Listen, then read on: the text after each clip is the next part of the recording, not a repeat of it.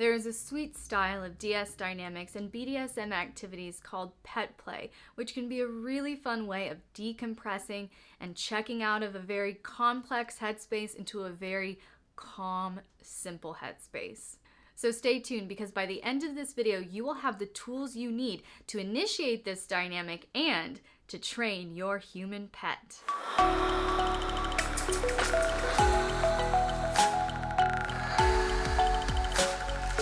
Play is a form of regression in which the submissive player desires to step out of a human thought pattern and adopt a simplistic and instinctual response. So how I see pet play is it's really about stepping out of your planned mind into your primal energy. And when we do this, the human pet really begins to rely on their own intuition and primal instincts. And so it becomes a space that is often very free of stress, very free from a lot of even trauma or triggers, because we are not even relating as a human anymore. We're in a very, very simple black and white primal instinctual space in which our only job is to listen and obey. But it's listening and obeying beyond even a submissive human context.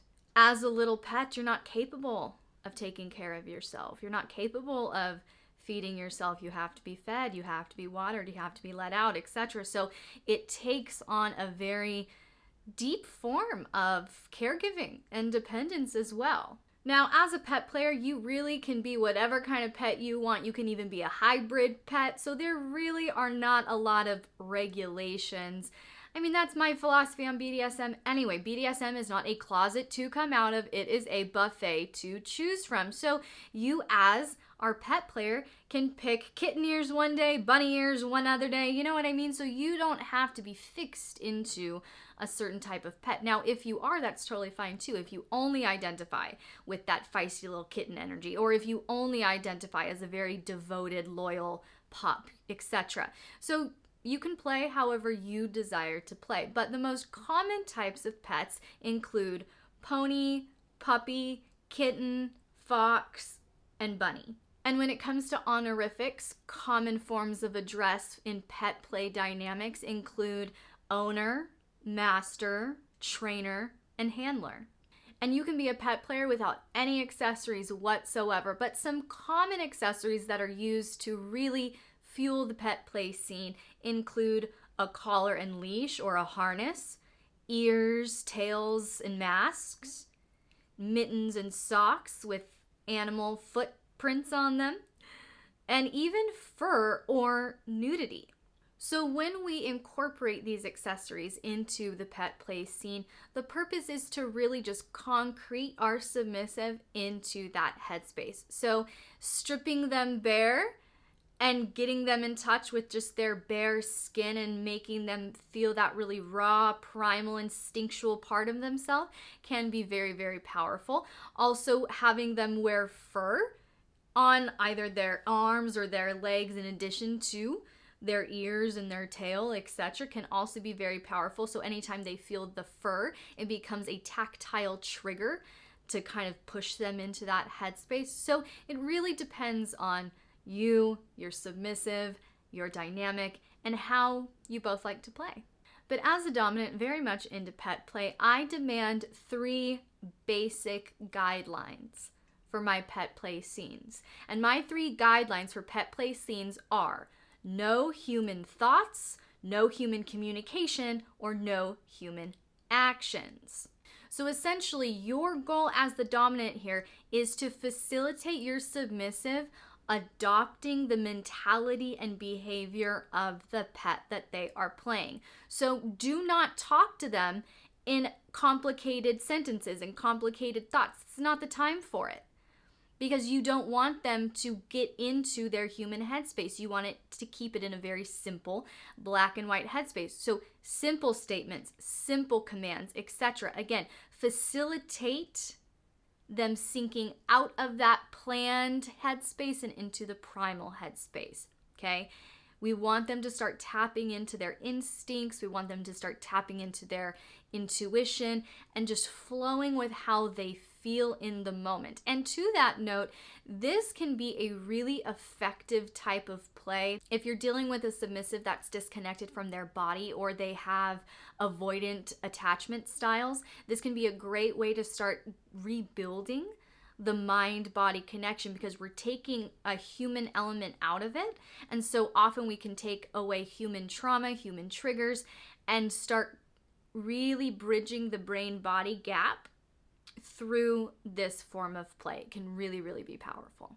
So when it comes to training your human pet, which is a phase I quite enjoy, I have 3 basic guidelines for you that will really help you out. Your first step is to discuss pet types, the owner's expectations, as well as punishments and rewards.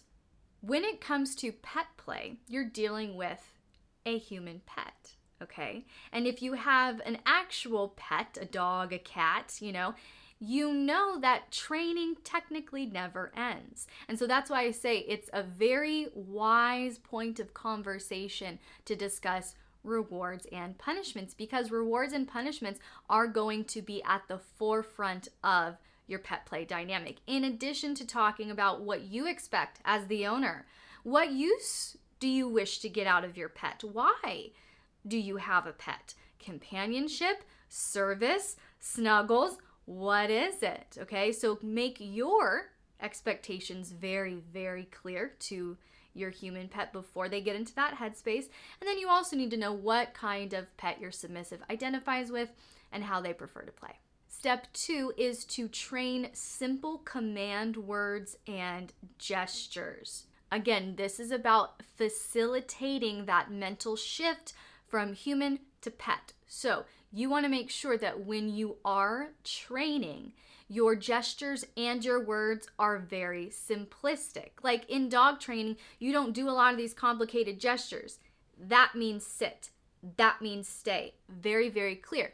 Do the same thing with your human pet. Don't do all these complicated gestures. Don't make them overthink it, okay? Very clear gestures, okay? And very clear one line, one word commands as well. Sit, stay, come, etc. So keeping it very simple like that will not only allow them to be trained quicker, but it will keep them locked into that headspace longer. And I would also say to treat, train, or practice consistently. And some great human pet treats that I love to use would be goldfish crackers for your little kitten. You can also make up some puppy chow with the Chex Mix, and even just some little M&Ms or one little bite kind of candies.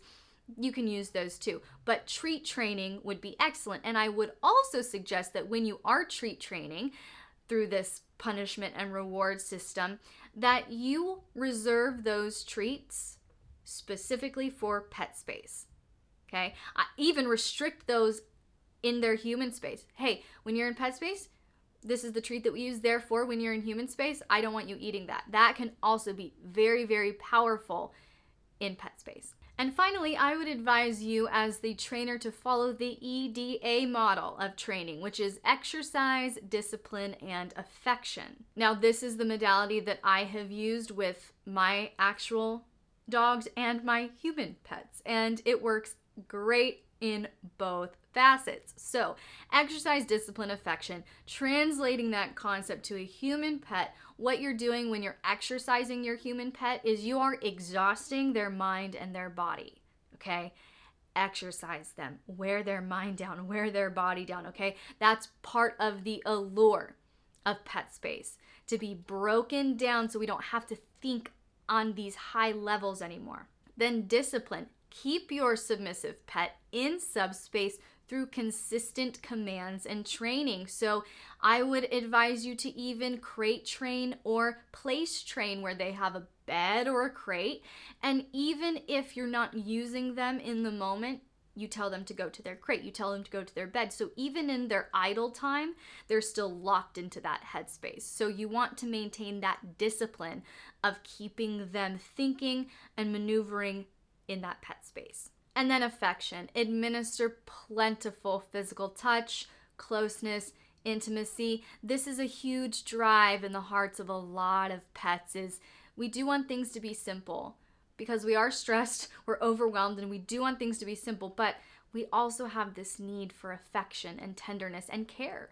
Because you do, as a pet, you receive a tremendous amount of care. So don't underestimate the value of asking them to come and sit by your legs and curl up on your feet, or ask them to come in bed with you and spoon with you. I spoon with my little dog. You've seen Jamie. So, I mean, anything that you would do, any affection that you would show an actual pet, absolutely translate that over to your human pet.